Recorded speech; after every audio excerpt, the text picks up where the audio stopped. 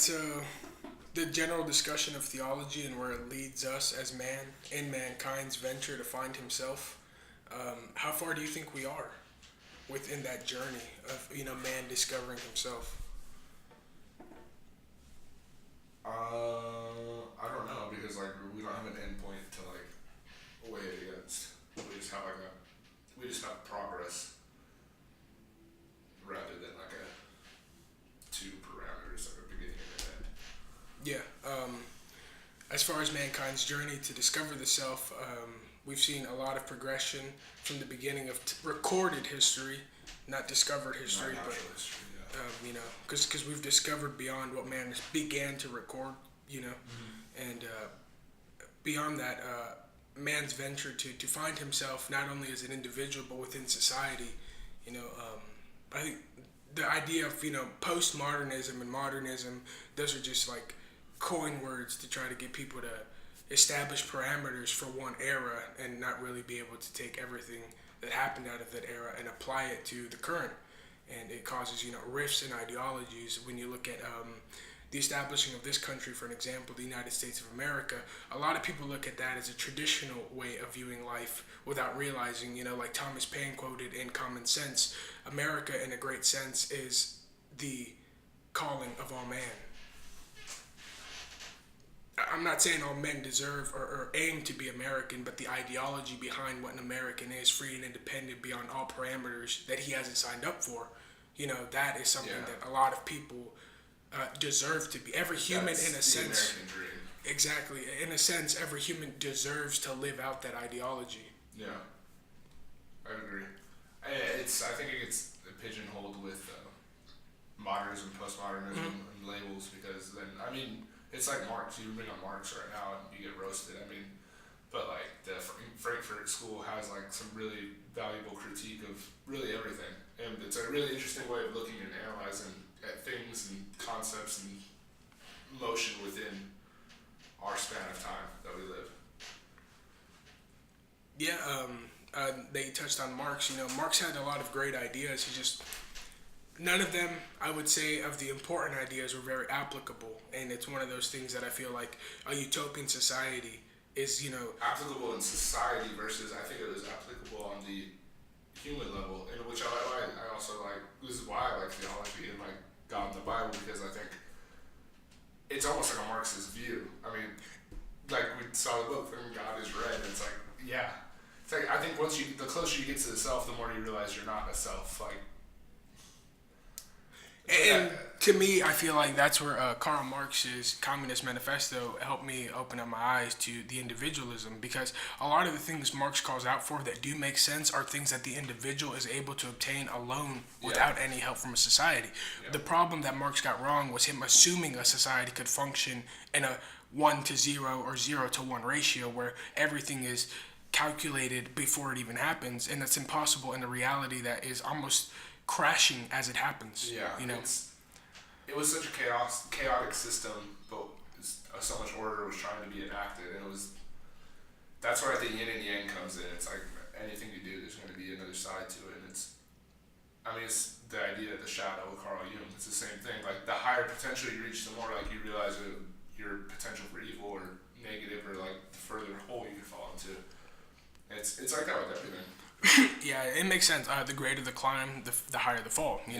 You climb Mount Everest and then you fall from Mount Everest. Not just theoretically, but if you physically fell from Mount Everest, it'd be a huge fall. And that's what life is. If you theoretically climb within the ladders of society, and you as an individual are able to go beyond the parameters that have been presented amongst you and your society that you at one point belong to.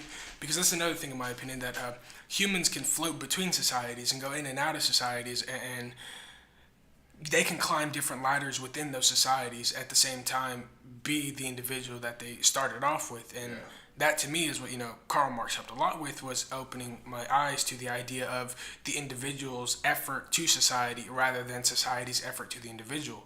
Because Marx gets a lot wrong where he assumes society owes a lot to the individual, which I think is completely and blatantly stupid. It doesn't make sense. Yeah. Society isn't established. Said, if you work for the society, or no, you working for the society is the wrong idea. Society is supposed to work for you, but like you are made up as a society, so like that's where it gets exactly, and that's what Marx helped me realize was that without humans there are no societies. So the idea of being able to create a perfect society is completely debunked. You're creating something inhuman. Exactly, you're trying to create perfect humans, which is to me nearly impossible within this realm of parameters that we understand. You can't ever create the perfect linguist, for example. You couldn't find somebody that knows not only every language but every different dialect to that language, because and anywhere even else, if they did, they still may not be able to artfully craft a sentence and get the meaning to you that they're trying to convey.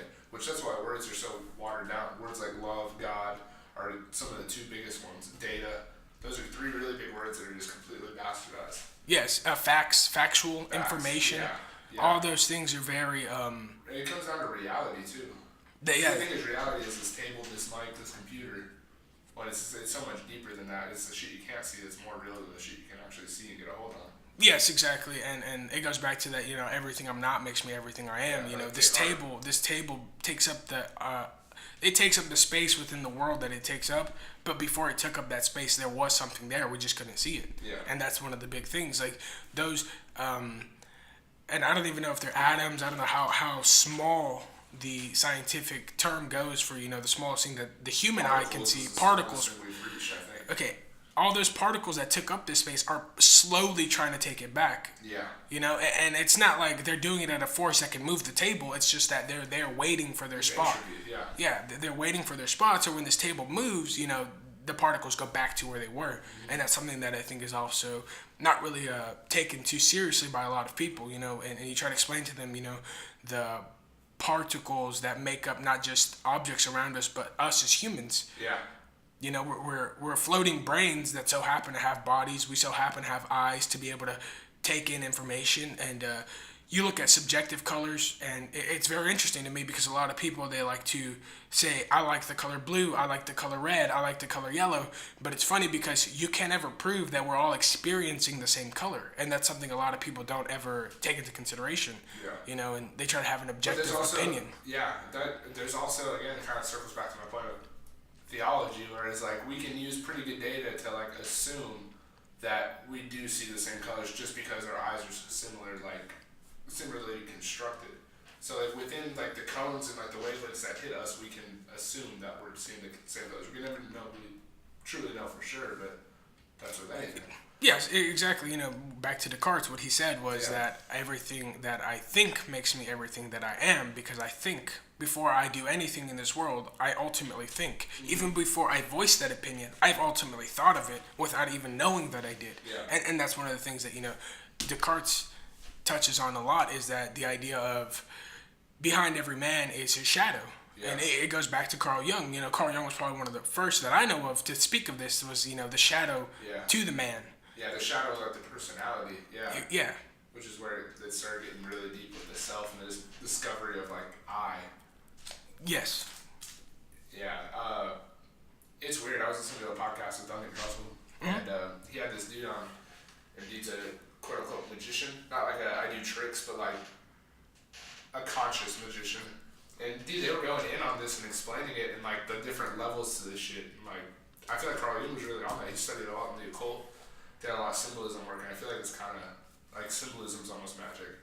Yes, this Carl Jung audiobook that I was listening to in part 2, he touches on to the subject of psychoparalysis, which is basically hypnosis. There you go. Yeah, it's hypnosis, and he speaks about when, for example, you came into this room, and let's say in 10 days from now, you don't remember the color of this wall. Yeah. I tell you it's burgundy. You haven't looked at it. I say that wall is burgundy color. Yeah. And you don't remember the color in 10 days. Well, Carl Jung, what he did was, with hypnosis, he took the idea of being able to bring out the subconscious conscious from humans. And the way he did this was he would hypnotize his patient, because, back then, you were allowed to have patients in the sense of you are the observer to your subject. And this is what Carl Jung did. He actually put practice to work, and that's, something that a lot of people don't do. And so what he did was he grabbed a patient, he hypnotized them, and he had them explaining everything that happened within their wait time within the meeting or the weight room. He had them explaining every object that they did not remember that is in that weight room. For example, the photo above an aquarium, or the color of the receptionist's shirt. Yeah. All those things could be recollected within the subconscious conscious. And that was something that Carl Jung quickly realized, that he turned away from hypnosis because it was too daunting on his patient, because from that point he could then manipulate their idea of what they saw, and he could convince them that in fact the receptionist was wearing a yellow shirt despite it being a red shirt, despite it being a blue shirt. It doesn't matter. He could still convince them that their subconscious conscious saw a yellow shirt, and they would undoubtedly agree with him 100%. Jesus Christ. And that was ultimately because to think that power hasn't been employed upon us is fucking retarded. Yes, exactly. Yes, and that's where I get back to the idea of theology. To me, theology is like a manual to the world, and it's hard to see the world objectively as it goes on when you're trying to use a subjective manual. I feel like that's whenever you subscribe to the theology, though. I feel like it's like you can look at hypnosis and then he can step away from it and be like, oh, like that's a little too powerful. Like I don't want to go there. It's the same thing with theology. I mean, you can have people that are bound by theology in the palm of your hand if you wanted to, and crush them if you wanted to. I mean, but there's so much truth in what there is being said, that's why I find it interesting, like to play with and like toy with and study. That's why I love studying, is because it is a manual, but it's also like you want to make sure you're not falling victim to the manual. Yes, that's yes. Not the only thing. Exactly, yes, and I do agree with that 100%, because like I said, reading the Communist Manifesto, that's a manual to the idea of what humans should do as a society, from one man, though. Yeah. And that's, another issue that not only do I have with the manifesto, but I have with, theology as a whole, is that you're getting certain individuals' take on what we as humans should be doing, as opposed to the clear objective realities of whatever human is, the pursuit of happiness, the ability to live free amongst the society. Those things are innate to humans, and that is something that you can't subjectively argue because it's not arguable. Yeah. As opposed to a lot of theological rhetoric. Well, it's also, theological rhetoric also does give an explanation of how it can kind of predict your future behaviors. I mean, in the Bible, that's why I like the Jordan Peterson saying of the Pareto distribution. To those who have everything, more will be given. To those who have nothing, everything will be taken. It's like, the top 10% of humans even in nature, like it's a natural law that's like expressed through myth, and it's like you can break those laws, but like they also have repercussions, which those are also explained. But that's why I find it interesting, is because like it's so clearly defined, but like on so many different levels. Yeah, and again, the mythological view of the world is something that I've always, been interested in, because it's the explanation of to why we are all here, And one thing I like about, for me at least, Joe Rogan, is the idea of, before you ask, who put us here, or why are we here, you have to ask yourself, and the man in the mirror, personally, why are you here? And that's what gives you a lot of drive and a lot of self-motivation when you talk to the man in the mirror and say, we are here together for a reason. Yeah. We're bound to each other, senses unknown to this world, because we're just put here. I mean, you didn't start the experience, but you damn sure enjoy it. And that's something to me that, theology kind of gets in the way of, because it's trying to explain an experience that's ongoing. And I'm not telling you all theology is bad, or theology has nothing to provide to the human, idea of thinking. Yeah. Because again, with back to the manifesto, it's got some good words in there. It tells you how to be a good human within a society that's supposed to be perfect. But if you just ignore the idea of society being perfect, you realize he's still telling you to be a good human. Yeah. He's not telling you to go be a scumbag. He's not telling you, hey, if something isn't yours, you better go take it. Mm-hmm. Because the initial point of taking back what is everybody's is, the basis to the manifesto. Food, the pursuit of happiness, to a certain extent, he touches on that, because, again, happiness is subjective. Mm-hmm. What makes one man happy doesn't make the next man happy, and that's the thing. Like, when you sit there and you read the manifesto, you start to realize society as a whole is never going to happen, but you as an individual can take from what you've read. Only take what you need and come out on top with that book. And I feel like I feel like that's the thinking that we lack. That's what I feel like we should be taught in schools, is how to weigh ideas, take what fits, and throw out the rest. Because like whenever you do that, bad things don't happen. Only the truth resonates, which is why, again, like I was talking in Bible study about, this lady was bringing up why we should believe some interpretations and some not, and maybe some could be used for insidious means. And I was saying, I'm like, well, only the true words are going to resonate within you. You're not going to get some false shit out of it if you're actually paying attention and quote unquote like awake. But whenever it's being preached and bestowed upon you, that's when it starts to become dangerous. Same thing with the Communist Manifesto. Like whenever you have this idea that you're trying to enforce on other people or like dictate to other people, theology, Communist Manifesto, capitalism, anything, that's when it starts to become. That's when it has negative repercussions, I guess. Yeah, and exactly. I agree with that 100%. I feel like, you grab any type of theology, be it, Marx, whatever you want to grab in the theological spectrum, and if you don't go searching for that theology on your own, and somebody bestows that upon you, that's where it does more damage, because now your interpretation is sitting there wondering if it's the same as the person who put you onto this interpretation or onto this theology, in a certain way. And the problem is shutting off that line of questioning. Like that's where people get hung up on religion, is where they're like, and theology and like any idea, any exploration of ideas, like, well, if I start thinking this and maybe it won't be true, and then I don't know how I'm gonna grapple with it not being true. It's like, no, you have to have your beliefs have to live in the fire for them to be true. Like they have to be under consistent stress and consistent examination. Because like, why are you holding beliefs that aren't true? They're detrimental to you. Yeah. And it's like you willingly go out of your way to hurt yourself. And I feel like that's what we're lacking. But I mean, I can't say for a whole society. I mean, I'm just a man. Yes, exactly, and I agree with that 100% because the man has to work on himself before he goes upon society and begins to even pave the road on his own street. I mean, that's one of the greatest things ever. Is exactly clean up your room. Wash some damn dishes, do something, and you'll feel a lot more accomplished in the sense of not only getting something done within the objective world, but being in control of the body that your brain is bestowed to. Yeah. And I feel like that is something that a lot of people don't, take into question or take too seriously. They don't realize that their body just so happens to exist in this world. Why do you think that is? Why do you think we have this lack of real thinking? Well, I feel like it's not a lack of real thinking, because to me, the idea of real thinking, it's subjective. It's subjective. What becomes real, what becomes false, things like that. The problem is there's too many distractions in the world. Like it's not even someone's not thinking of this correctly, someone's not taking this or interpreting it that way. There are way too many distractions in this world, and it becomes way too easy for humans to be able to write one thing off and say, well, we'll get to it later.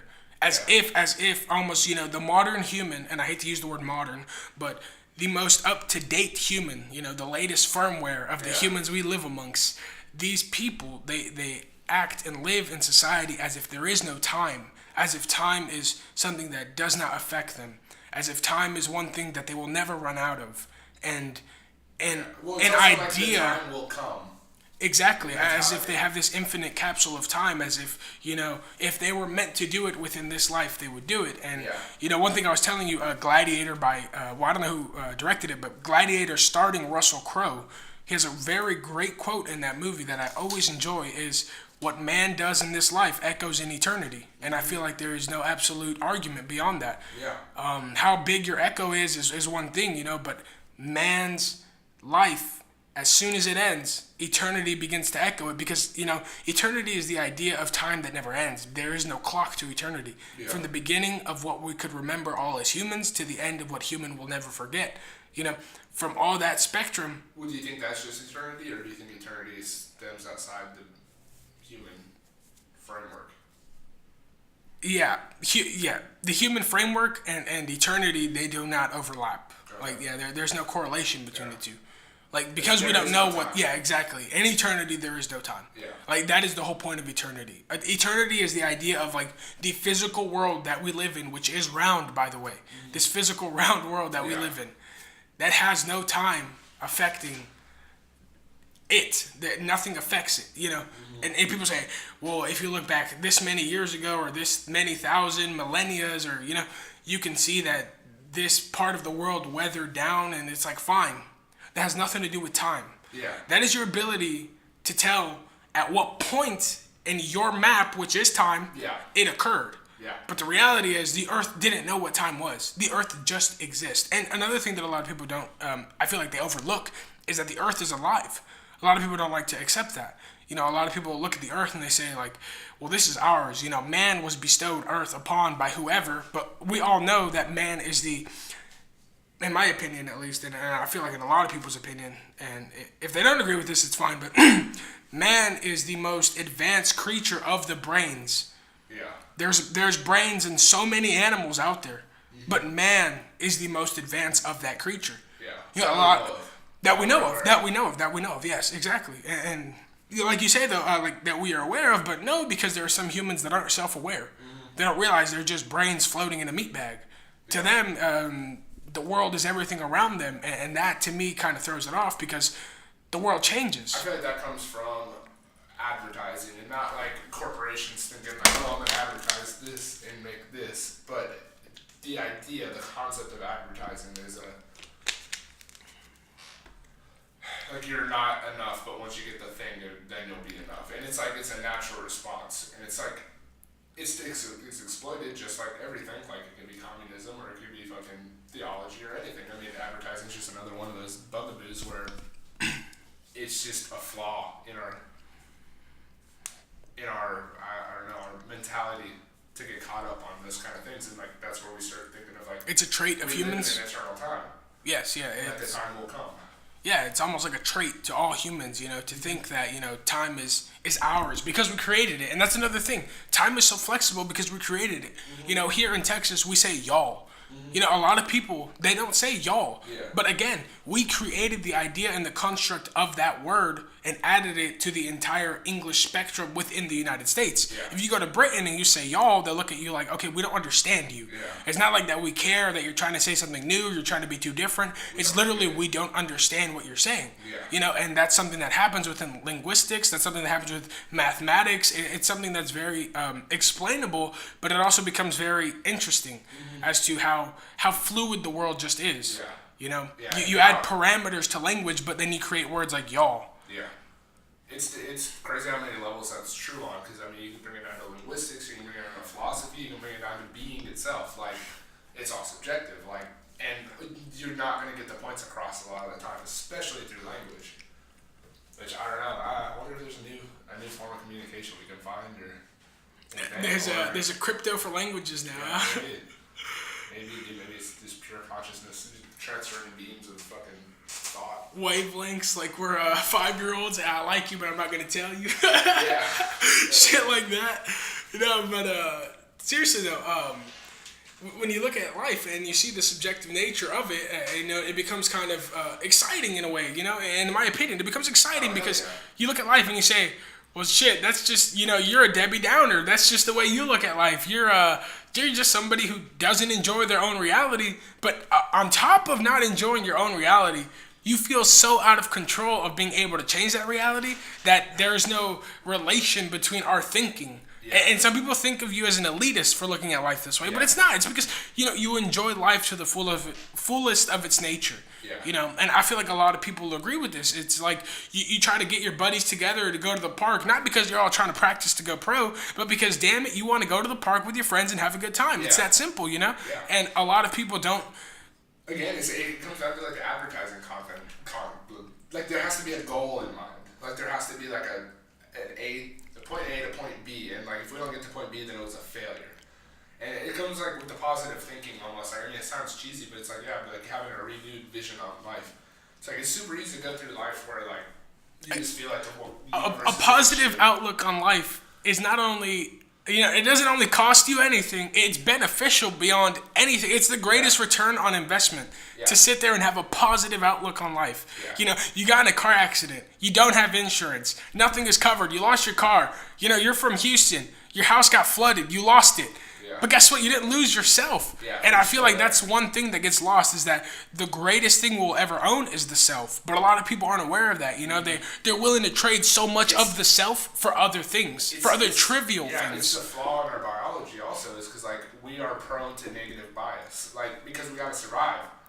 So it's like anything that's negative, we're starting to look and keep our eyes open, and like we let those things count up, and they're like, if you can be conscious of those things, that you have that pre-written code, you can change it. Which that's what's badass about the human mind, is like it's so morphable. Yes, back to being able to morph the human mind. Descartes said, when you start to create the self anew from the very beginning, you will shake the core of the current self. And I feel like that is something a lot of people are afraid of. They don't want to question and say to themselves, is what I'm doing currently wrong, or is what I'm doing currently just the way I know? That's why I like fucking the story of Christ. Like, it's the story of Christ. Like, he had to die and like come back. He had to renew. And like, it's the story of the phoenix. Let the parts of you die, and like you will still survive though. Like, it's beautiful. Yes, and you see, and I'm one of those like picky people when it comes to the Bible. I can find the most trivial, like, oh, this doesn't make sense. Oh, I don't like this, But again, I've never doubted that, Christ was a great person. He had great ideals. The guy spoke words that made actual sense. You could grab what he said and tangibly apply it to your life. And to me, that was very interesting, because you grab somebody, you make them the ult, and you try to show the world that it is possible. But I will say, on Christ, Plato wrote of Socrates. Aristotle wrote of Plato and Socrates. Aristotle ultimately taught Alexander the Great. And we know this historically. But what we don't know was whether Socrates actually existed, because he never wrote of himself. He never made a biography. And that's what becomes a Socratic problem within literature. But the Socratic problem also applies to Christ. We don't actually know that he existed because he never wrote of himself. Now, we can say we found his tomb. We can say we found his bones. But I mean, that doesn't even matter. I mean, that's all just like that's like the material shit. Like, that's the advertising. It's like, oh, well, that has to be true. Exactly. And back to theology. Back to Socrates, back to Christ, back to any, even Muhammad. Because I'm not Islamic, but I'm not gonna deny you that Muhammad is real, because there's a lot of people in the country that believe in that man. There's a lot of people. He's real for intents and purposes within the human spectrum of the brains. The brains plural, not just one brain though. And I feel like that's where people like to get things mixed up. They are allowed to be individuals to a certain extent, and they like to take the individuality of others to a certain extent. When they don't agree with another society, they don't realize that that's an individual effort that is collectively choosing a certain path. And and that's two things that I think overlap within a lot of judgment that occurs within the global spectrum of humans. Because you look at China, or I'm not going to say China because I can't 100% prove this, but you look at the Asian culture. And in some Asian cultures, eating dogs is completely fine. Where my mom is from, Guerrero, Mexico, you are allowed to eat iguanas. It is completely normal. Would we ever do this in the U.S.? No. We just don't do this. It's not normal to us. But does that give us a right to judge it because we've passed that level of survival? Not even thinking, but that level of survival. Nobody stops and questions, why do they have to eat dogs? Why are these people eating iguanas? Is it really that bad? Guerrero, it's pretty bad. But again, you don't question these things. You kind of just judge them and you say, oh, that's nasty, that's not cool, until you sit back and you say, I have it pretty well. I can go down to the local shop and get a good steak and I'm set. Get some asparagus and I'm good. These people, they couldn't even cook their asparagus, and it's asparagus.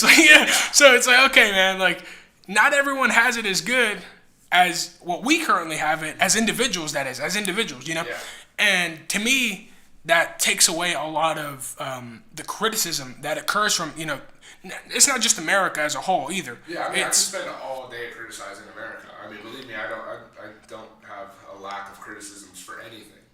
Anything, yes, anything, and that's a good thing. Yes, anything, not just Americans, anything. It's even the best thing can always be criticized, and it's because that's just the natural tendency of consciousness is to grow and be better and to become something. It's even though there is no A or B, it's still a growth. That's what's weird. Yeah. It's a circle. It's the pursuit of happiness is a never-ending pursuit. Yeah. It's not something that you achieve. And I feel like the pursuit of happiness with Will Smith portrays that very well. The man finds happiness at the end because he realizes he's on that journey of happiness. Mm-hmm. That's why he's happy every day. He looks at the little trivial things in his life that happen that are bad, but he's still happy. Yeah. And, you look at that movie and you realize, the entire movie he's happy. There's not a point where he's actually depressed because it's a pursuit of that happiness. It's something that you will never end and hopefully will never end for you until, your time comes. When you stop existing, you still hope to have existed in that pursuit of happiness. Yeah. And it's another thing that to whom much is given, even more is tested. And, the more you get, the more was tested of you. Well, how much more do you want? Yeah. It's not just how much do you have to lose. It's, how much more are you willing to go for? Yeah. And that's something that's very important in life. You got to keep going, keep climbing. That mountain will never, ever reach its peak. Because when you reach the peak of the mountain, it kind of upsets you in a way. Because the journey is over. And when the journey is... Exactly. Yeah. Exactly that. And that's one of those things, the unclimbable mountains are climbable, but they're unclimbable because they never end. And that's something that scares a lot of people, that there's no B point. You tell someone you're going from A to infinite, they get scared. Yeah. You tell them that about their life.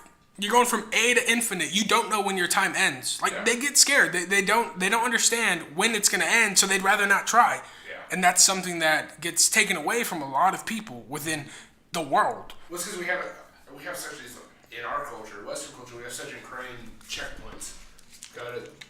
You do have an A to B, and that's the problem with systems in general. Is they start making things that aren't reality. They start out as a good venture, but when you start imposing them on other people, you have to. When you wake up, you go to school. You go to school, you go to college. You go to college, you go to work. You go to work, you finally get to retire. You get a wife. You get a job, a kid, a family. They're all just checkpoints, but it's there you go. Perfect word. They're all just checkpoints within the world. And, how far am I? Do I have a girlfriend? Do I have a wife? Do I have kids? Am I ready to buy my own home? Are these things the checkpoints that I'm ready to reach? But a lot of people don't realize these things don't happen linearly for anyone. It's just a path that you decide to take. You could get all your money and invest it into a mobile van and, live in a van. Yeah. You'd be way better off than a lot of people in this country, but at the same time, a lot of people will rip you for living in a van. Yeah. You live in a van, you have a mountain bike, you travel through bike and van, you're probably living one of the most realistic lives that man can live right now. Because, a lot has been taken from man. Yeah. You've been stripped down, but a lot of people don't want to talk about that. Yeah. You've been stripped down from what you can and cannot do as a man. Some car that's not yours. You're wearing clothes that aren't yours. That's crazy. Exactly. And, at the end of that day, you sit there and you have your van, you have, your bicycle, and you're doing your thing. The rest of America looks at you weird because you're not a part of their society. And that is something that I think, in Western culture gets ripped for a lot. We, you're expected to stay on the rails of what everyone else is doing just to have that confirmation bias for the people that are in that pool of what's going on. Yeah. And it's not just, the U.S. No, it's Western culture as a whole, Europe too, I'm not ripping socialism. Do your own thing, they can do it correctly. That's fine, But at the same time, if you're not within the rails that they've set, you're kind of weird. Yeah. Look at what's going on with the... You don't want to look at them either. Dude, that's what, homeless people, that's been a hang up for me, honestly. When I drive by homeless people, I don't look at them. I used to get really resentful. Now, I make sure to look at them just because, it's something I don't want to do. And it's wow, those people are really living off the rails, whether I understand it or not. That is a perfect thing. See, I always looked at homeless people when I was younger just because I wanted to know, hey, what's going on? Yeah. I'm alive. Are you? And, it's kind of rude to ask myself that. But at the end of the day, I had to because I had to say to myself, what are these people doing? They look like they're just kicking it, and that's not a bad thing. Whatever, do your own thing. Yeah. But again, it goes back to the idea of America as a whole. And I'm not even telling you that they're off the rails. I'm just telling you that they're wasting their time because in America, we have this belief of the pursuit of happiness. If you are not on the pursuit of happiness, you are off the rails. Yeah. And that's something that, yes, I just contradicted what I said. We shouldn't be on the rails, but it is a criteria to being a part of the American spectrum. Yeah, it doesn't matter if like you make millions of dollars selling peanuts. It doesn't matter if you do cabbage, you sell radish, you sell horses, you flip horse barns, you flip houses. It doesn't matter what you do. You just have to be on your own personal pursuit of happiness. And I feel like, yes, homeless people are an eyesore because a lot of people drive by with their children and they're like, yo, my child sees that and thinks, he questions, he doesn't even think, he just questions, is that a pursuit of happiness? Yeah. Like, that is the root question in America. Is that a pursuit of happiness? Yeah. You know, and I'm not talking about, veterans that are homeless. That's a completely different story. It's like people that are willingly like choosing that. Yes, people that willingly choose to be homeless. It's increasing, dude. And I think they're called trekkers. Yeah. People who just, continue to journey the land. And it makes sense to a certain extent. Like, you are right. You're in America. You have that right to travel beyond the entire states. That's your right as an American. You can go from one state to the next. But if you get to a town that literally is growing, prospering, and you get there and they're like, yo, you're hitting the brakes. Like, you're hitting the brakes on your life in front of us. Like, get out of the way. Stop hitting the brakes. It doesn't matter where you go do this. If you want to go do this in Yosemite National Park, go do it. Like, someone's going to find you. A ranger is going to find you. Say, hey, bro, you overstayed your welcome. Get out. But at the same time, like, do not go to a society that is prospering and be homeless. That just doesn't make sense. You're literally trying to set the standard for the lowest of the low. We're not talking about mentally ill people. And a lot of people, they'll say, well, don't you think inherently a homeless person to get to that point would have to be mentally ill? And no, because I know willingly, choosingly homeless people. People that say, well, I can't get along with my parents, so I'm getting out. I don't want to live by their rules. I don't care if it's on the street. I don't want to live by rules. Not just their rules, but by rules that aren't mine. And I want to be on the street. And it's like, well, that's completely fine. But at the same time, get out of society's way. Like, do not be in the way of the greater prospering of every human's pursuit of happiness. Well, it's like they've kind of given up looking for meaning. It's like, because like meaning doesn't manifest itself in that way. Like, we know how those people got there, and they got there because they're resentful, or they have hang-ups that like they haven't worked through. It's like, you can live your life. I'm not telling you can't live like that, but I'm saying it's not a meaningful pursuit. That's why it's such an eyesore. It's because like it doesn't jive with us. Like it doesn't resonate. It's not truthful. It's man, it's crazy. Honestly. I don't know what else to say. I mean, you look at India, they don't have, I mean, I don't know about their homeless issue. They do have a homeless issue. I feel like every country has a homeless issue. But if you look at India, they have, it's kind of like a patch on a tire. Their tire is going, but it's patched, and they're consciously aware of that patch, because there's a lot of places in India where people bathe within the public river, but they also, put their feces in that river. They also pee in that river. But they also drink from that river. They filter the water as best as possible. But again, it's just a patch within the bigger problem of society. India doesn't want to accept that they're overpopulated and that they're interbreeding. Those are two very, very terrible things to the human everywhere, Specifically India, though, because it's so compact, and it's such like a beautiful culture there, too. Exactly. There's so much history, like with Hinduism and Buddhism especially. It's like, those are really great philosophies, but like the way they manifested themselves is like, it's gotten too much. Even they have their hang-ups.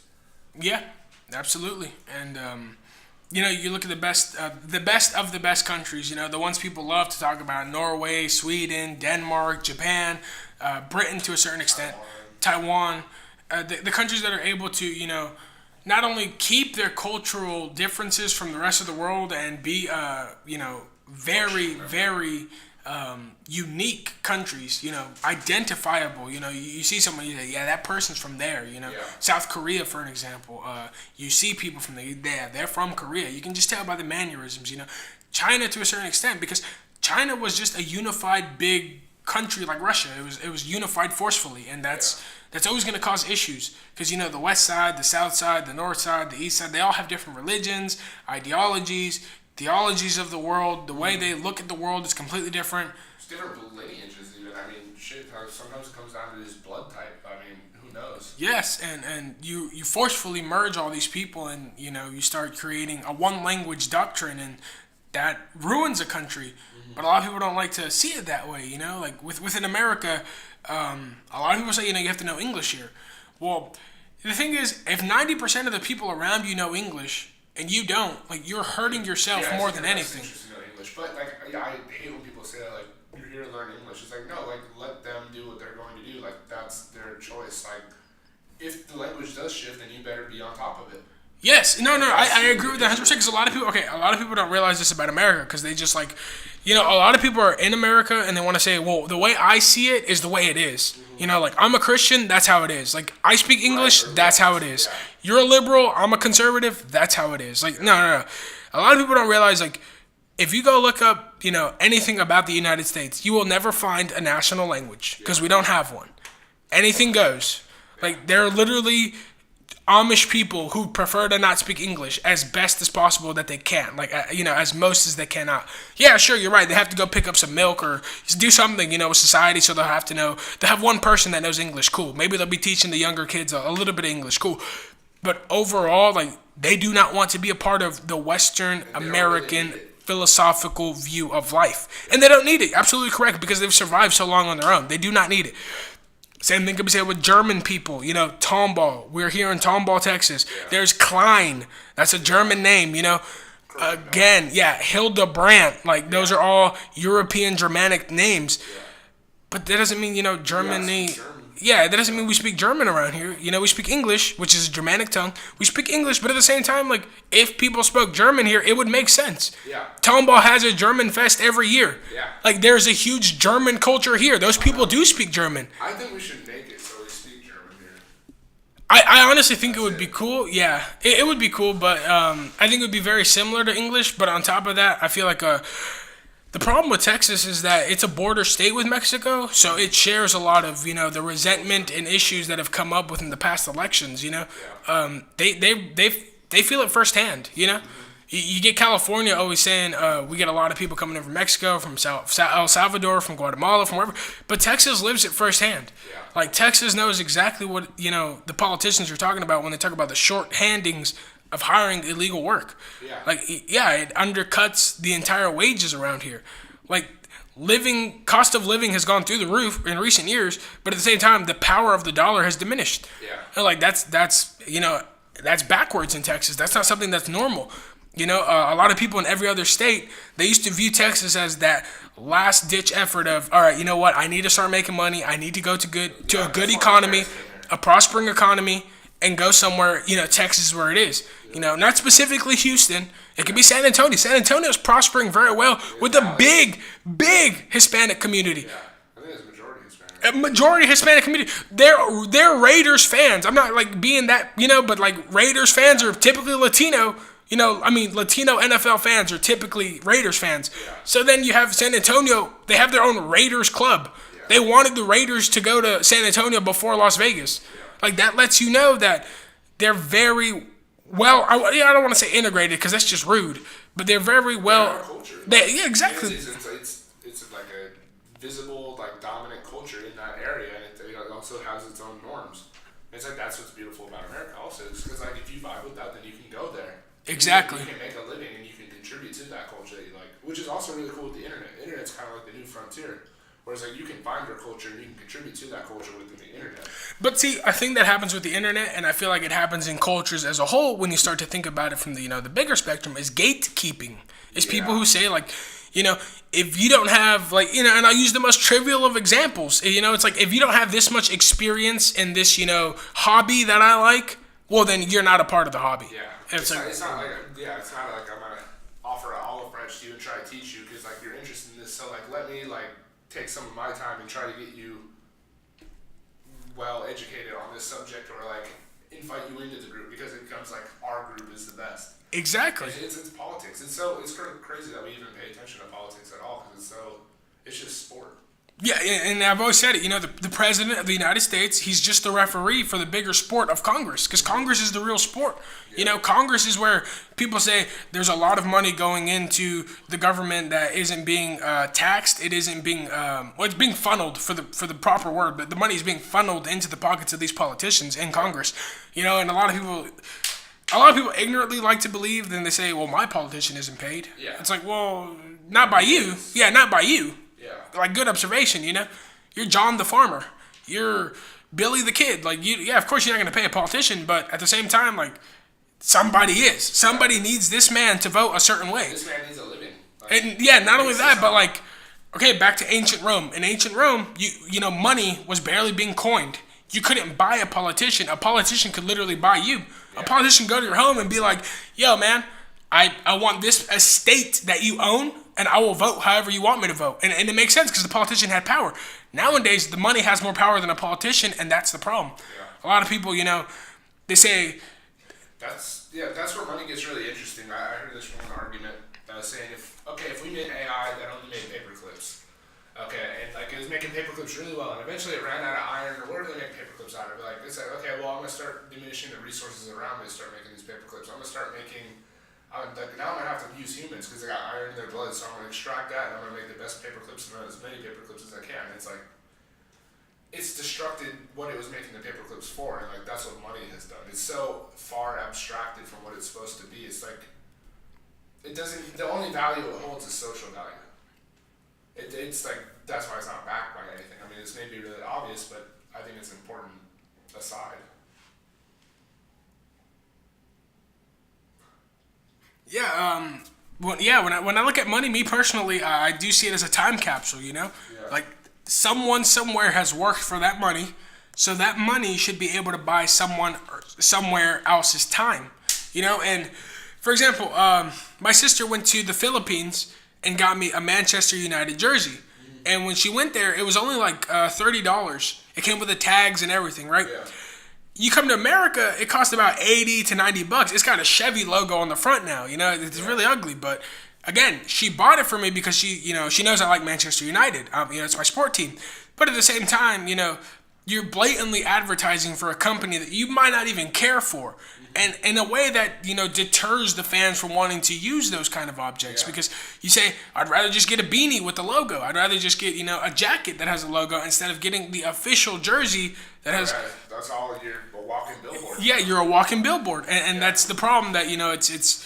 And a lot of people say, well, no, you know, advertising's always been a part of soccer. It's how you fund clubs. And that is true. To a certain extent, you know, when does it become... The advertising logo is bigger than the logo of the brand itself. Like, okay, this is the issue. Yeah. You know, you now don't even realize it's an Adidas jersey with the Manchester patch. Like, no, it's a Chevy jersey. Yeah. Like, okay, like that's kind of, you know, obnoxious when you look at it.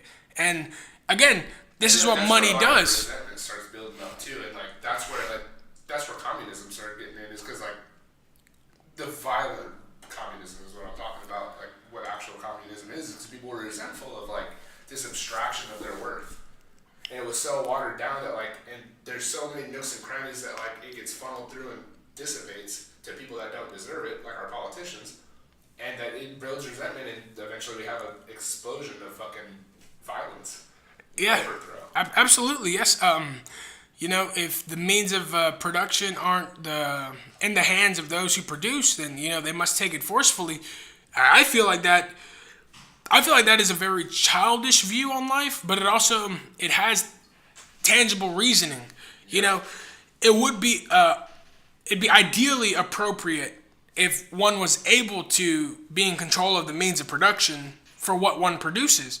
But at the same time, you know, one is accepting of the idea of money, which asks you to forget about you producing an object and have someone else produce it for you. Yeah, so we need too many horizontal needs, I guess. Like we need a car to get places. We need food. We need clothes. Like we can't all produce that, and like that's what money does. It's kind of like abstracts that, but then you start getting societies involved. You start implementing policies. Exactly. Like I drive an Audi, you drive a BMW. Like they're both German manufactured vehicles, but now we're going to argue which one's better just for the trivial nonsense, you know?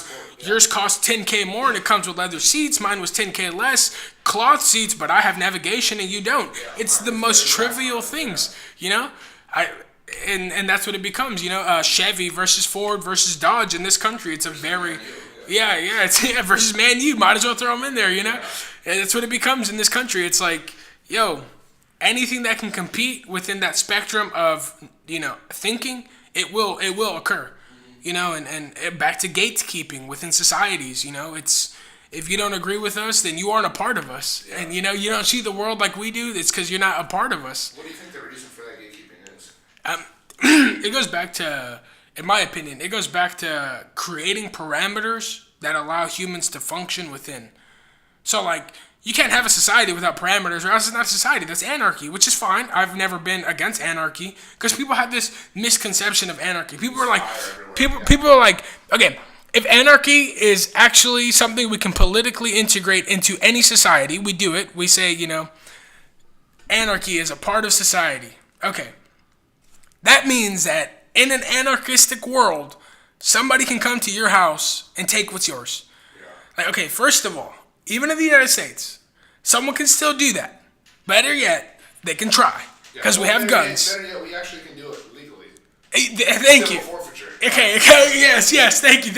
But yeah, Bank of America, I hate you. But anyways, once again, you can go into anyone's home and attempt to take what is theirs in this country, in our country, the USA. You can attempt to take what someone else's. You will be met with guns. Yeah. It's that simple. Like, I don't care what state you're in. Any state, you will be met with guns.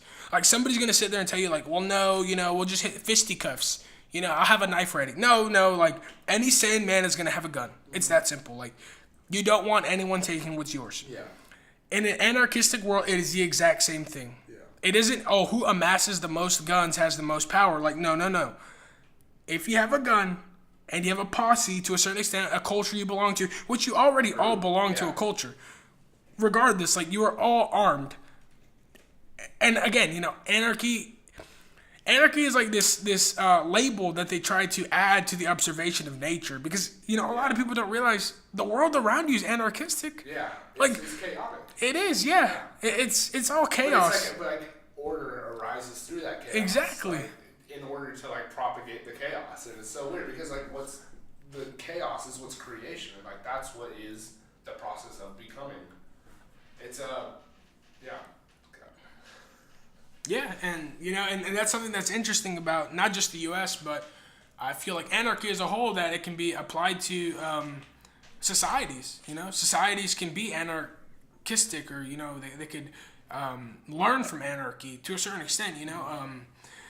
And it's funny because, a lot of people have children. A lot of people do have children. And they for some reason, they've been taught that, a troubled child is, a problem. And it's not always, because he could be the chaos seeking order within his, reality. Yeah. And a lot of people don't realize that. They say, well, that's just bad behavior. That's just, a bad way to think, a bad way to be taught. But you yourself weren't taught to a certain extent. Like, you yourself weren't taught to be a father until you had a child. Yeah. Like, yes, you had a father before you, but you never aimed to be that man to your child, because it's not the same. And again, your child is seeking, order through the chaos that surrounds him. And sure, he might delve into that chaos every now and then and say, what is this? And that's where you got to help him. Mm-hmm. But as far as finding his order within the chaos, you have to let him find his order. You have to let him fall every now and then, you have to let him scrape his knee, and that's the thing that happens in life, is that basically keep him from dying. Like, that's kind of your job. But yes. You gotta let him figure it out. Exactly.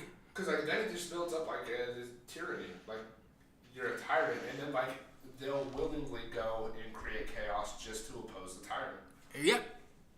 Absolutely. It's crazy because this stuff breaks down in the same way in our makeup of our brain, with the left hemisphere being more chaotic and the right hemisphere being more orderly. And it's weird because you got the pineal gland that kind of connects the three. It's called the third brain, the third eye. It's really interesting how it just blows my mind that none of this stuff is taught. Well, see, that is an interesting argument to a certain extent. I feel like the left and the right hemispheres of the brain being, split up, it only makes sense up to what humans can, gather from that information. Because I know left-handed people, and they don't see the world the same as the right-handed people. Yeah. For some reason, they grab a cup, they grab it a certain way. They grab a pencil, they grab it a certain way. Things like this. But at the same time, that doesn't make them wrong or right. No. Simply because they do the world a certain way. They see the world a certain way. They live, they experience the world a certain way. Yeah. And again, back to it. It doesn't it doesn't necessarily correlate with the entire idea of the, right and left hemisphere, but which part of that, is changed within somebody who is, naturally left-handed or naturally right-handed. Yeah. What changes within these two people.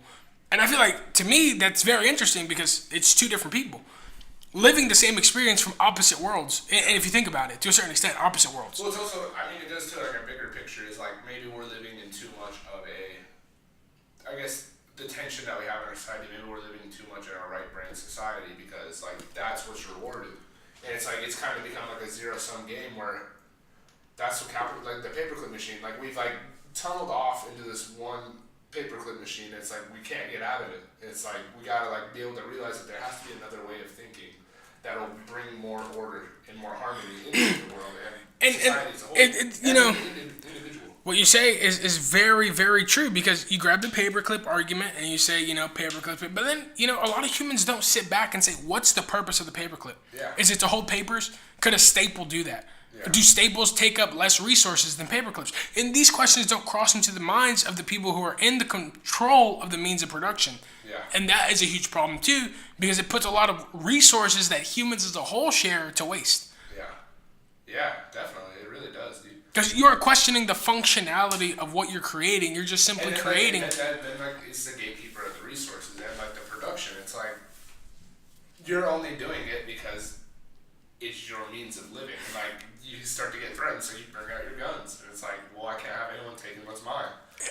Exactly, my slice of the cheese. Yeah. You cannot take my slice of the cheese. Yeah. And Thomas Paine does a very good argument for the idea of what America is and common sense, and he goes in to argue that everyone who is a part of America is inherently human, because every human should want to be what's a part of America, and that is the pursuit of happiness, freedom, and independency, and no boundaries by anything.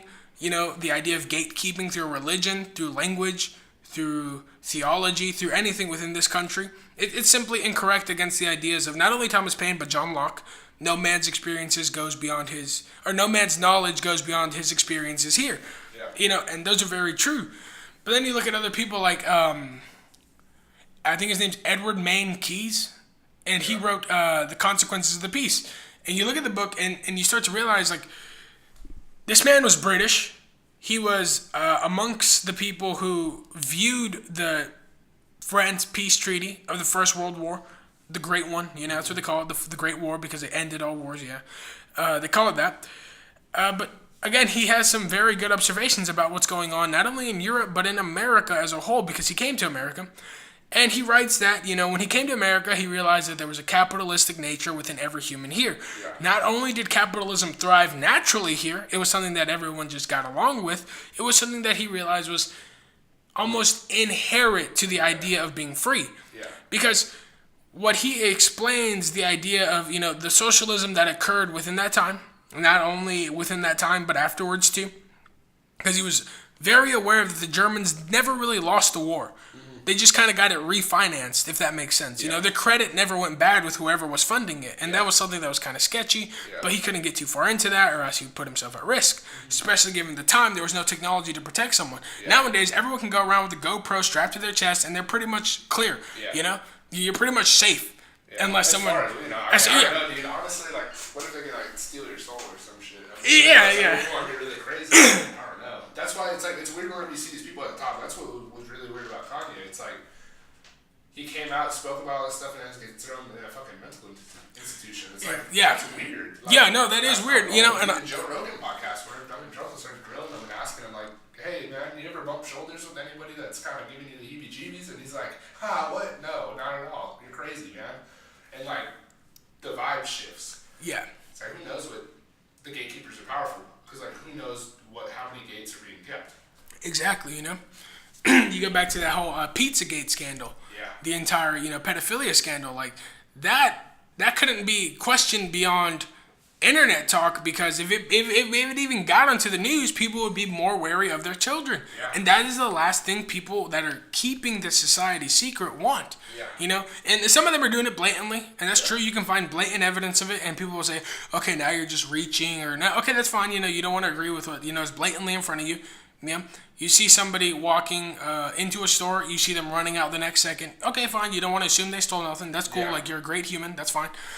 But some of it was just so blatant that you couldn't turn a blind eye. It was weird because it also extends onto YouTube. You heard of Elsagate? Oh, dude, there's these weird videos. There's hours of them, and they have millions of views. It's like weird things, dude. It's like they're targeted at kids. It's like people dressed up in like Spider-Man costumes, like talking about like pregnancy and like kids and like, dude, it's weird. It's really, really weird. Like they're like covered in like shit, like changing diapers on full-grown people. Like it's weird, dude. They have like, bro, because it's like they have like there's like psychological triggers is what it looks like. They'll be like, your color is red, Spider-Man is your trigger. Like they'll say this in some ominous voice with like some weird sounds. And you just like, oh, it's so sharp. It gives me like chills whenever I remember hearing about it. It's like, it's nasty.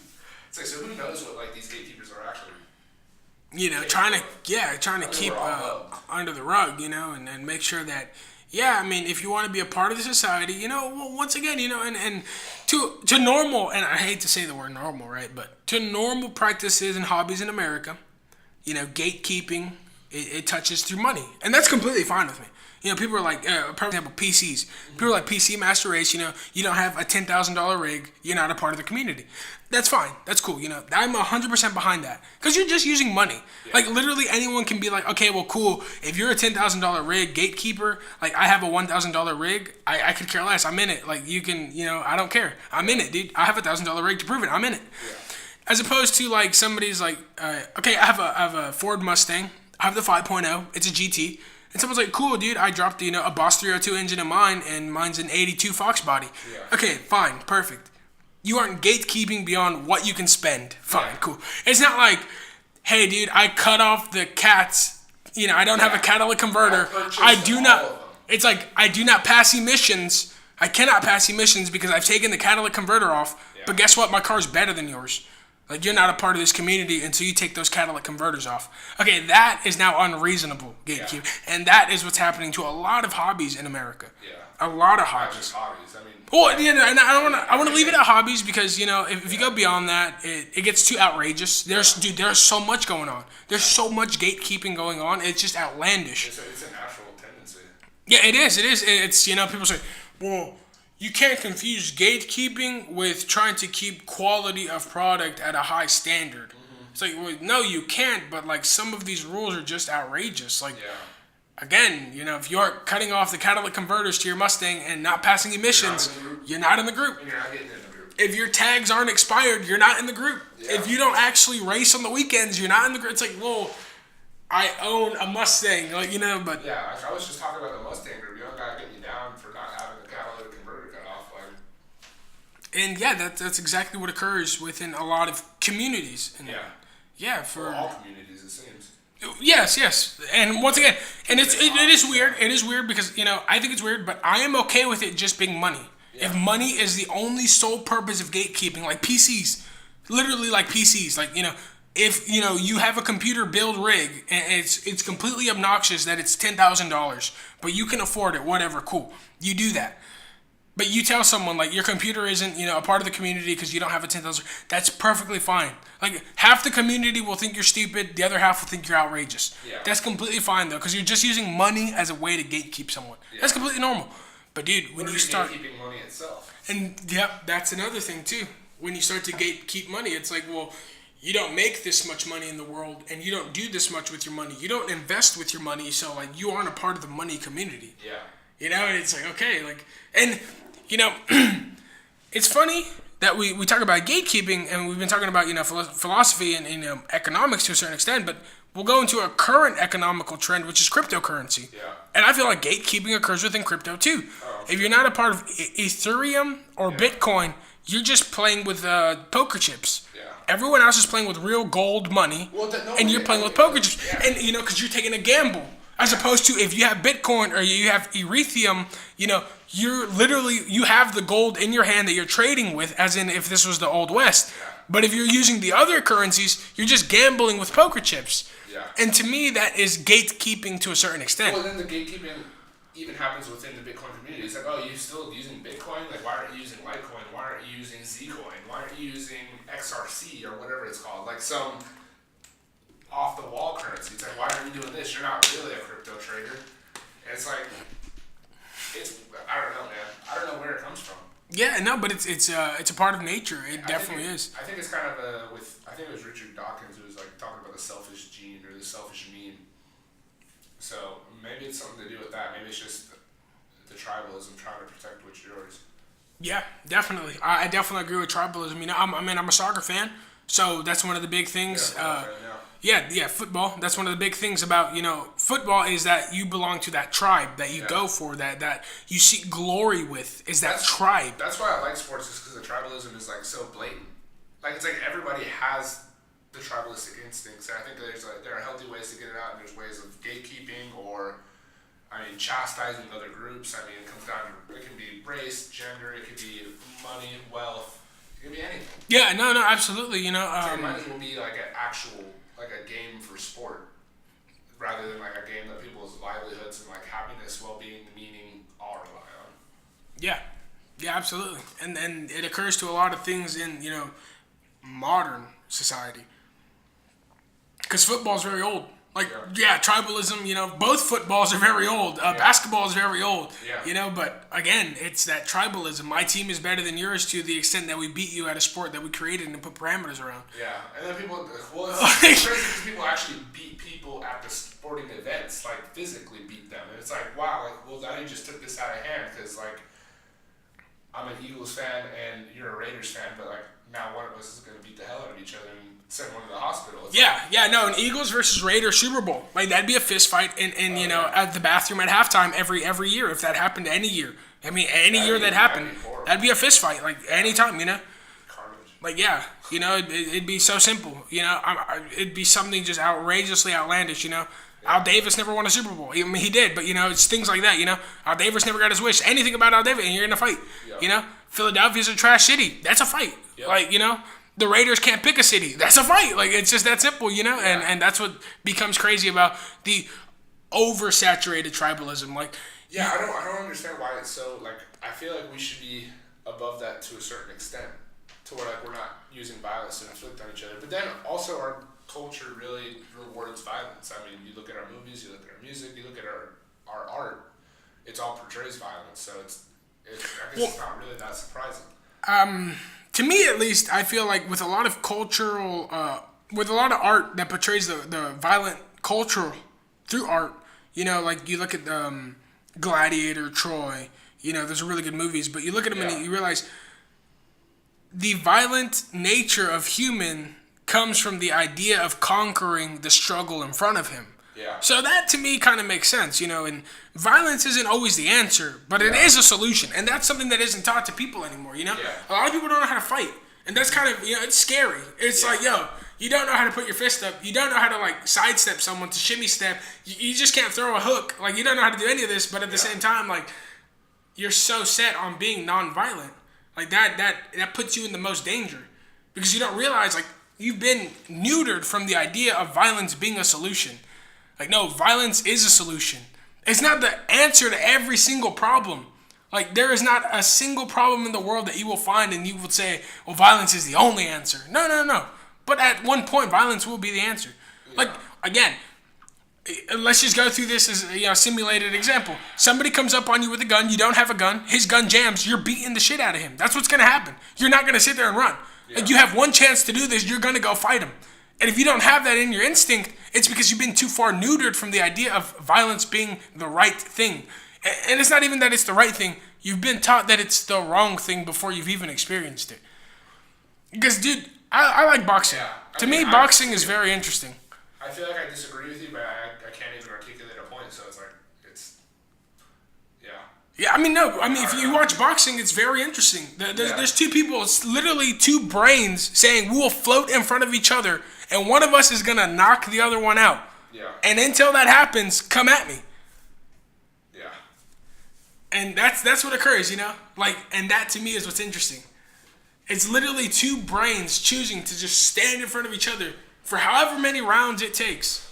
And if you ask some fighters, only because they train in the sense of rounds, Like some people would rather just go until one of them wins. Yeah. Like no round limits. That's how it was in like the old days. Yeah, just fight. Fight until someone's knocked out. Pass out. You know, and you go back to the gladiators. You know, fight until someone dies. Yeah. That's it. Are you not entertained? You know, and that's one of the things that Russell Crowe says in the movie Gladiator. Yeah. He kills all his opposition because before him, you know, it's a fictional story. Mm-hmm. Before him, all the other gladiators would just typically die. You know, you're not going to find someone who's actually a warrior within the gladiator because it's just slaves being traded to be portrayed as gladiators to reenact movies. It'd be like as if you grabbed some slaves and said, you know, of any color, Slavic slaves or white, you know, any color slaves, you know, Asian slaves, it doesn't matter. You grab any slave and you say, hey, come reenact the Civil War for me. Obviously, you expect a lot of them to die. But then out of nowhere comes Rambo, and Rambo is in that Civil War. You're like, yo, the South is winning. No. Yeah. Like, this is a reenactment. You got to lose, man. It's like, oh, well, that guy just doesn't die because he's actually good at what he does. Yeah. Okay, well, that's what Gladiator's about, you know? Russell Crowe portrays this guy who was a general of the army. I don't know if he was real. I'm pretty sure he wasn't real because Maximus, his name is Brutus Maximus something, but Marcus Aurelius, that's actually the real Roman Empire. Yeah. He is in that movie. It's supposed to like tie into why Commodus Aurelius, Marcus Aurelius' son, Commodus Aurelius, why he wasn't fit to take the Roman Empire. It's kind of just like you grab a real story and, you know, you add your own interpretation of what occurred before that. Yeah. And again, Russell Crowe refuses to die. The whole movie refuses to die. He's the greatest gladiator to ever live. He actually ends up killing Commodus Aurelius in order to free Rome from its reigns. Yeah. I don't think that's a real. Yeah, that's not a real story. Like you know, Commodus Aurelius did not die a gladiator. But he played the game so well that he exactly he won the game of games. Yeah, exactly. You know, and the guy told him, and it's you know foreshadowing. The guy who owns him tells him, if you win the crowd, you will win your freedom. Yeah. Which is funny because he kills Commodus Aurelius in the movie, thus freeing the Roman people of Commodus Aurelius and any tyrannical empire, and he dies. But his wife and child are dead. Yeah. And he told his friend within the movie, Booba or something like that, he told him, he was like, yo, I'm going to see my family in the afterlife. Yeah. Like, there's no doubt about it. Like, I don't, you know, like, to him, there was no purgatory. Yeah. Like, he was destined to see his family in the afterlife. Yeah. And to me, that just captures the idea of the afterlife very well. You know, there's no purgatory, there's no hell, there's no heaven. It's just literally what you want it to be when you die because you're not going to experience it. Yeah. You aren't the one that experiences it. Yeah. It's another you, if that makes sense. Yeah, no, I agree. It's kind of like the idea of reincarnation. I mean, you look at it like a biological level. I mean, you die, you decompose, and like you grow. And like someone picks the apple that was formerly parts of you. I mean, that's why it's cool. That's why I like reincarnation a lot. Also, the story of the universe. I mean, the Big Bang, even like that we're all just stardust taking form. Having consciousness. Yeah, Marcus Aurelius, you know, he says in the movie, and it is a real quote, we men are but shadows and dust. Yeah. That's it. Like, it's that simple. Oh, I think it was Proximo. Yeah, Proximo said it, not Marcus Aurelius. Proximo said it, which is the guy who owns Brutus Maximus, which is Russell Crowe. He owns him. He's a slave trader. But he tells him, he says, we men, all we are shadows and dust. And if you think about it, that there's no more true to that weight. Like, if you take away any man's features and only include his shadow, you can still identify him. Yeah. Because of the importance of that person to you. Because if you can't identify a shadow, it's because you don't know who that person is. And you don't need to know who that person is because they weren't impactful in your life. Yeah. But when you look at a shadow and you say, you know, I know who that is based on the shadow, that's because that person was important. Left an impact, yeah. Left an impact. What we do in life echoes in eternity. Yeah. You know, and that to me is very, you know, it resonates a lot because it just makes sense. It's like simultaneously like empowering and also like humbling. Yeah, but it also like kind of leaves you a little bit of ambiguity, like just like, oh wow, like it's just dust and shadows, but it's like, man. Yeah. Ashes and dust. From dust to dust, you know, all the different ways of capturing that, you know, idea of mankind.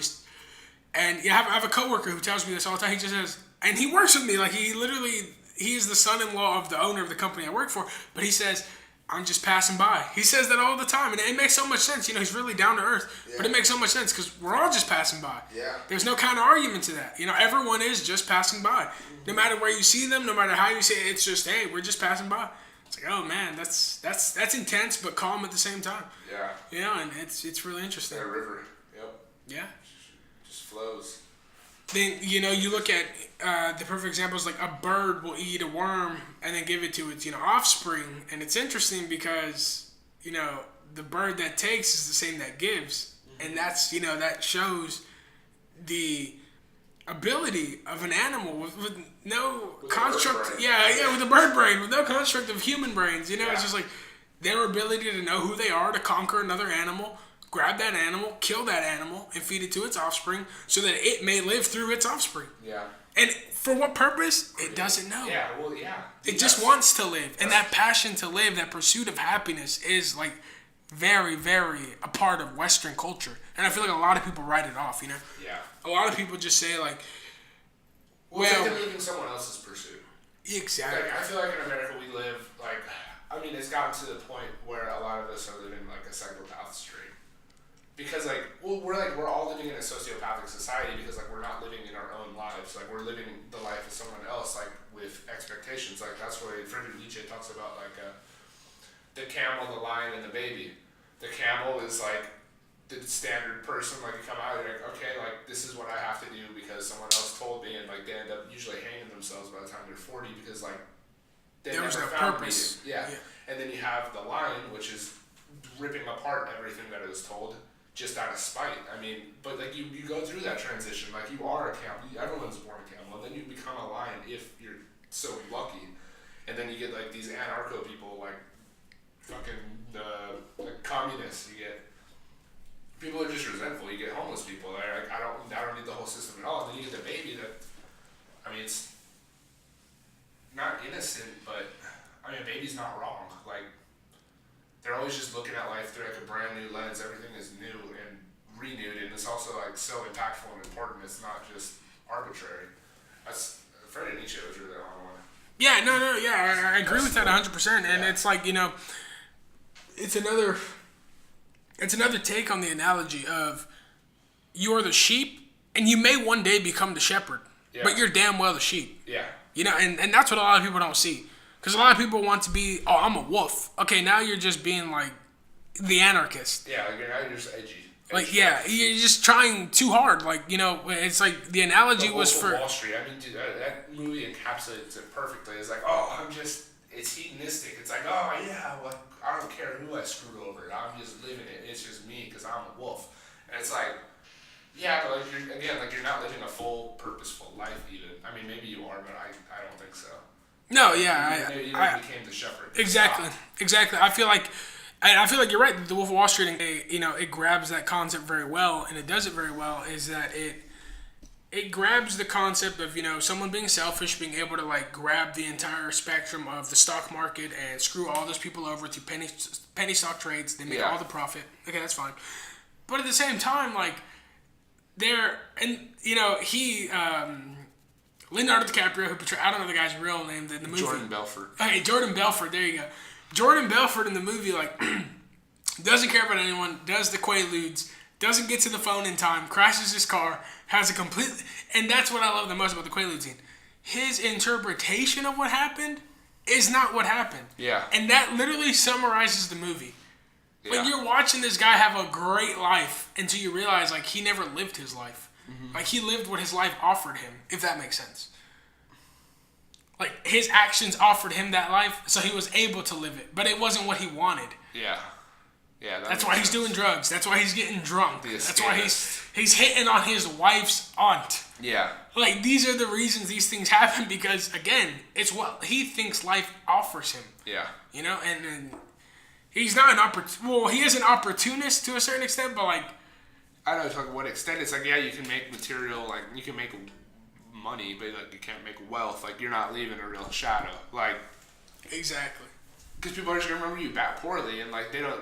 The only thing that they kind of did leave a shadow because they remember the negative and what to stay away from and try to veer away from. It's so crazy that I see so many people it's a great movie. I mean, I like The Wolf of Wall Street a lot, but it's so crazy to see people, particularly our age, just like hop on that wave and be like, I am Leonardo DiCaprio in The Wolf of Wall Street. Right, yeah. Like, it's crazy. Like, oh yeah, like I'm willing to do whatever to get mine. Like, and that's what it takes. Like, that's like the bastardization of the individual. Because, like, that's not the individual. That's not real. Like, self doesn't want the destruction of other people. Like, it's not, like, fully integrated individual that wants that. Yeah. Because, like, they have hang-ups. They have things they haven't taken care of. Like, things they haven't thought through. They're not living a truthful life. Yeah, absolutely. And yeah, the individual, once again, the individual exists without society. So for the individual to already want to use society to manipulate it, they've gone away from the individual now. Yeah. And I'm not saying that it's wrong, like, or it's bad, you know, if you want to manipulate a certain part of society in a certain way, you know. Yeah, I mean, you got to get your nut. I mean. Yeah, exactly. You know, you got to do what you got to do. But at the same time, like, it's the idea of what makes a society perfect versus what makes an individual perfect, what makes a society righteous versus what makes an individual righteous.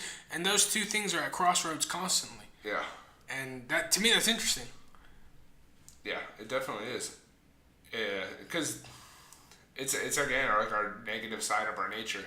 That's why it was really cool. I was listening to this pastor. I mean, he's not really even a pastor, but he's really on one, and he was talking about like how many animals are being sacrificed through the Old Testament, and he's like you're not gonna go out there and cut your sheep's throat and be like cured from sin. It's like, no, it's like slaying the animal within, slaying your animal tendencies, your natures, like in order to live a higher purpose, and like you will be rewarded through doing that. And it's like you might not be rewarded in the way you think.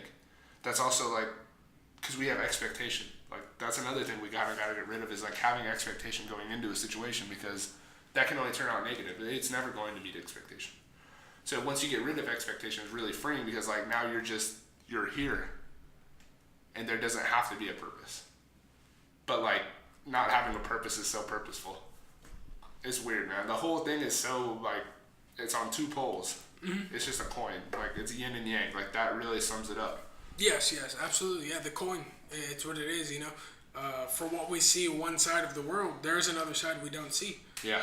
You know, the fourth dimension, another thing that is very interesting to me is the fourth dimension. I was watching some Carl Sagan. He explains the Tesseract. It's a cube within a cube. That's only the fourth dimension? Okay, so like it's a cube. So let's say we got a 4x4x4 cube. And then inside of that cube is a 2x2x2 cube. Mm-hmm. So like, you know, you have two cubes. One of them is within that cube, and they are connected at the vertices, only the vertices, which is the points where they connect, the triangular points. Are they connected by strings? Just one string, so it's 1, 2, 3, 4 strings. Oh, and that forms, like the empty space forms another. Yes, okay. The shadow of the empty space forms the fourth dimension. Yeah. And that's what Carl Sagan argues. He's like, you can't... As within is without. Exactly. Right. The void is, it's that's what it is. It's that void that is the fourth dimension. Yeah. And like, you can't experience it beyond like showing someone a light through that and a shadow. Yeah. But that's the thing, though. He argues too. He's like, think about this. I'm putting a light through this thing, and it's giving you a shadow on the other side, but you're only seeing one part of the entire object because it's the shadow. Yeah. Like if you see a human shadow, again, you see the shadow, which depicts the outer layers of the human. Yeah. It doesn't capture his three-dimensional, essence. His I know, body. dude, that's why like the whole thing is so subjective. Also, is because like, what does that shadow mean to you? Yeah. Yeah, definitely. And he he does a very good explanation of like it's not an explanation of why the world isn't flat, because that's like beyond his knowledge. Like he won't even entertain that argument, because that's how ridiculous it is, the world being flat. Mm-hmm. But he does explain like how a flat world may be able to portray the fourth dimension, but not the third, if that makes sense. Yeah. Because in a flat world, you can't have the third dimension, but you may be able to have the fourth because it is a void. Yeah. So, and it's really interesting because it's a very good argument, like for, people that do believe in a flat earth for some reason. It's like, okay, you're right. This bottle in front of me, it's not a 3D object, it's a 2D object. The water that comes out of it just continuously streams, and I don't know how full it is. We don't know those dimensions. It's not 16.9 fluid ounces. That doesn't exist. Like, this is a 2D object. Again, Well, that's how we perceive the world, is in 2D objects. I mean, the only thing that gives us the perception of 3 dimensions is like how light reflects and like the shadows reflect. I mean, everything you see is on a flat plane, but like we get the like illusion of a 3-dimensional world because like we have like spatial reasoning. Yeah, I see that. Yeah, because your mind is able to like, for example, you see the bottle and like you might not be able to see the back of the bottle, but your mind can tell you that it curves to the back. Yeah, like there is a bottle. Exactly, but you can't see like you don't know for certain that there is a back of the bottle when you're looking directly at it. Exactly. Yeah, that's. I mean, even bird's eye view. I mean, now there's no bottom of the bottle. Yeah, that's a very good. That's a very good point. But again, yeah, that's one thing Carl Sagan does is he argues with the 2D world because I guess that's one of the reasons he does it. You know, I'm not as knowledgeable as Carl Sagan, obviously. Yeah. So that's probably one of the reasons he used the 2D plane to explain the 4th dimension and the 3rd dimension within that 2D plane. He grabs, we can grab a bottle, but he grabs an apple, he puts ink on it, and he says, if this bottle existed in the 2D world, that's what would exist. Because the rest doesn't show up because it's 2D. It'd just be the shot. Right? Yeah, and it's very interesting. Like it's a very good video and the way he explains the Tesseract. Yeah. And at the end of it, he even says like, is the 4th axis to the 4th dimension real? Like, and for certain we don't know, but like maybe. Yeah. Like maybe. I think it's a pretty good theoretical idea. It's useful. Yeah, it's useful. It's useful. Yeah. And that's what to me is very interesting because he makes that argument. You know, it's like. It could be real, like it could work, but we can't experience it, so like I can't tell you it's real. Yeah, for certain. For certain, yeah. It could be real to you though, for all intents and purposes. Exactly, yeah, and that's one of the things I like about Carl Sagan, his argument that is for that right there. Yeah. Well, man, it's an hour and a half. Damn. Yeah. Time flies. I know, dude. Went in. Hell yeah, dude. I'm about to stop this. You got to edit that shit. Yeah.